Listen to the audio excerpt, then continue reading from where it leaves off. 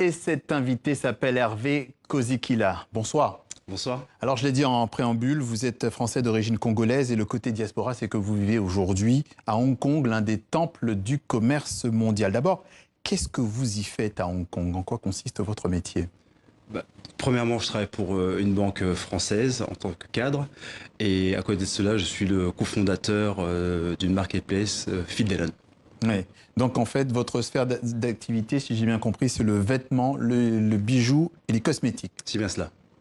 Est-ce que enfant, c'était la voie que vous aviez en tête, à peu de choses près ou... Oui, mais tout d'abord, j'avais en tête d'avoir une carrière sportive dans le basketball, puisque j'ai évolué à un niveau semi-pro. J'étais en centre de formation de basket et ensuite en national.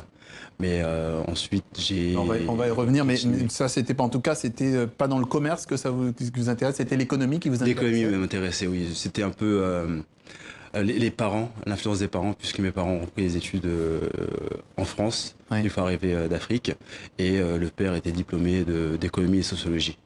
Vous venez des Ulysses, c'est dans l'Essonne, c'est en grande banlieue parisienne. On parle souvent en France, quand on parle des Ulysses, de banlieues difficiles. Est-ce que vous l'avez vécu comme cela? Du tout, puisque je suis né aux Ulysses, j'étais là-bas jusqu'à l'âge de 8 ans, et ensuite je suis passé à Palaiseau, mais de 0 à 8 ans, j'ai pas senti aucune... Le zoo qui est pas très loin. Pas très loin. J'ai pas senti du tout ce côté péjoratif qu'on donne aux banlieues. Alors vous avez évoqué vos parents.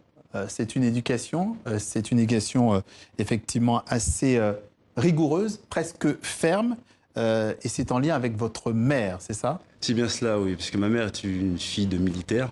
Mon grand-père était colonel de l'armée sous Mobutu. C'était un proche de Mobutu, l'ancien président du Congo.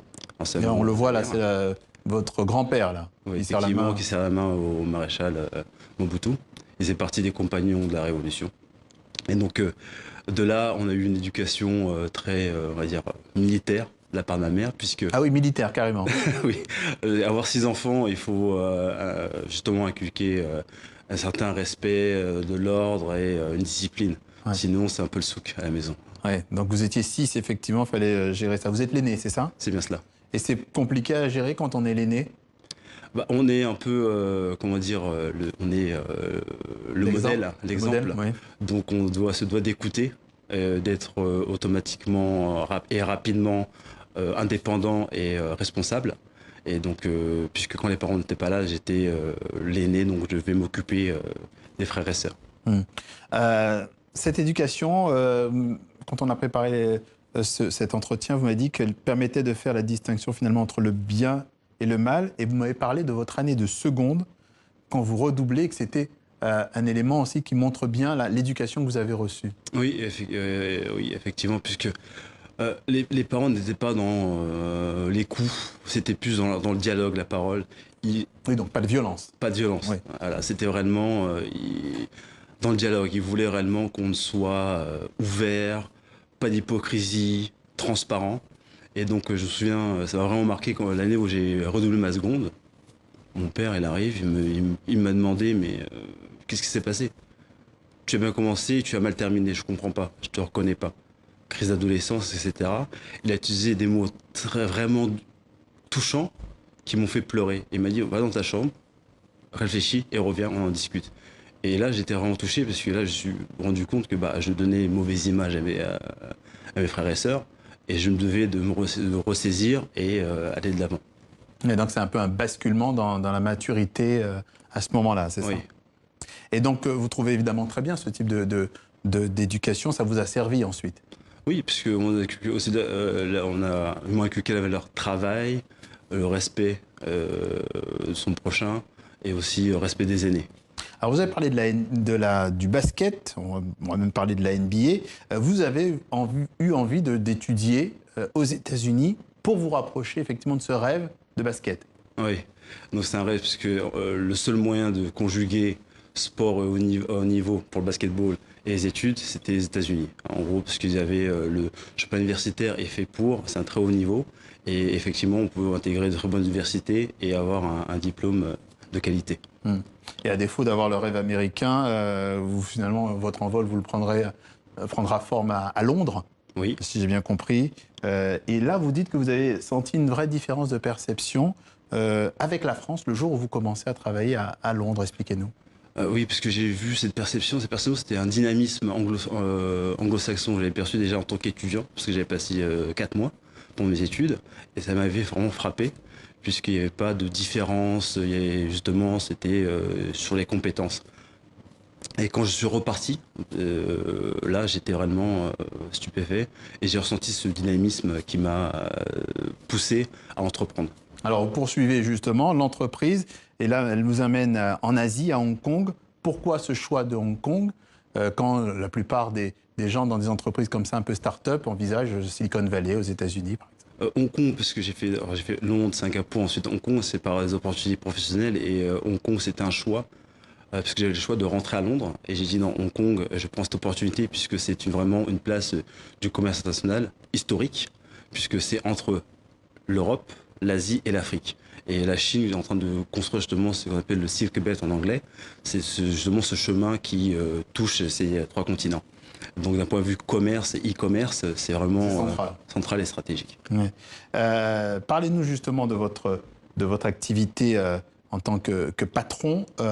Parlez-nous des boutiques éphémères. Oui, donc alors Fidelon, c'est de l'e-commerce. On a des boutiques en ligne dédiées aux marques indépendantes qui se lancent aussi bien éco-responsables que éthiques d'un point de vue social. Et Ça, c'est très important. c'est très important, c'est vraiment notre motto. Et au-delà du online, comme on dit en anglais, il y a aussi les boutiques éphémères, puisque ce sont des nouveaux créateurs. Donc les produits, on ne les voit pas souvent en boutique, donc nous créons ces boutiques éphémères où les clients ont l'opportunité de toucher et de sentir le produit. Et donc c'est important. Donc mettre en confiance le client. Le consommateur. Ouais. Alors votre business, si on en comprend bien votre fonctionnement, s'adresse à des pays qui ont souvent des débits de données très importants. Est-ce que le marché, par exemple, est majoritairement mûr en Afrique pour ça? Il commence, puisque vous savez, bon, le mobile, la pénétration mobile est forte en Afrique.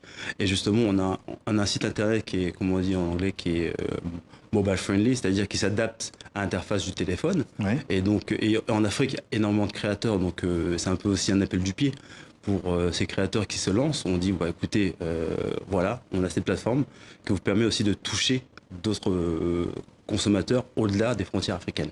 Alors très rapidement, vous avez plusieurs casquettes. Vous êtes patron, vous êtes cadre chez BNP Paribas, mais vous avez aussi une casquette humanitaire en lien direct avec le RD Congo. Très rapidement, le droit des femmes, c'est votre leitmotiv également. Le droit des femmes, c'est mon leitmotiv aussi, puisque au Congo, la femme, c'est la colonne vertébrale de la famille. C'est le générateur, c'est le moteur économique, puisque la femme réellement gère la maison, Ouais. l'éducation et aussi les finances.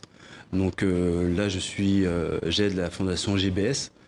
C'est Georgette Bibé-Songo qui est aussi membre de la famille. Très bien. Qui a lutté pendant 20 ans pour les droits des femmes au Congo. Ouais. Donc elle a réussi à inscrire dans la constitution congolaise 2 articles.